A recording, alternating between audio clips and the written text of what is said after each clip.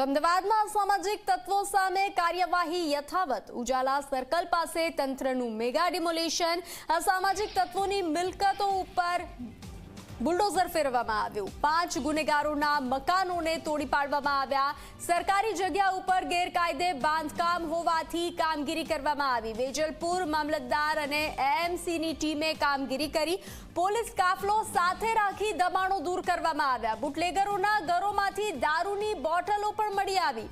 Bootlegger Jitu છારા, દીપક રાઠોડ, નવનીત રાઠોડ, બાબુ રાઠોડ સામે અનેક ગુનાઓ નોંધાઈ ચૂક્યા છે।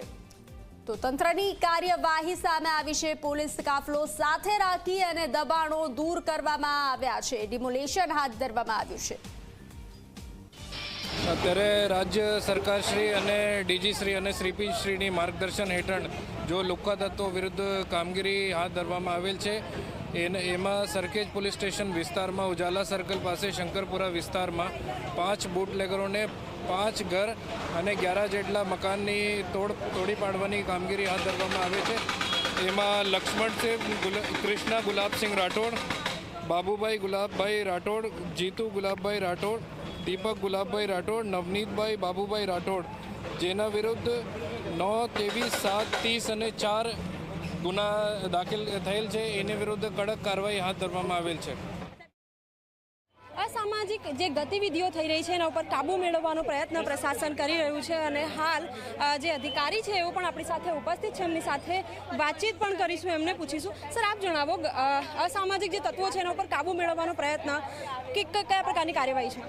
આ વિસ્તારની અંદર કુલ 5 ગુનેગારો છે જેના મકાનોનું ડિમોલિશન કરવાની કામગીરી ચાલુ છે, જેમાં મામલતદારશ્રી અને એએમસીના અધિકારીઓને સાથે રાખી અને જે ગેરકાયદેસર બાંધકામ છે સરકારી જગ્યામાં એને તોડી પાડવાની કામગીરી ચાલુમાં છે। સર, કોના હસ્તકની આ સરકારી જગ્યા છે? એએમસીની કે કલેક્ટર? એએમસી અને કલેક્ટર બંનેના પ્લોટ છે।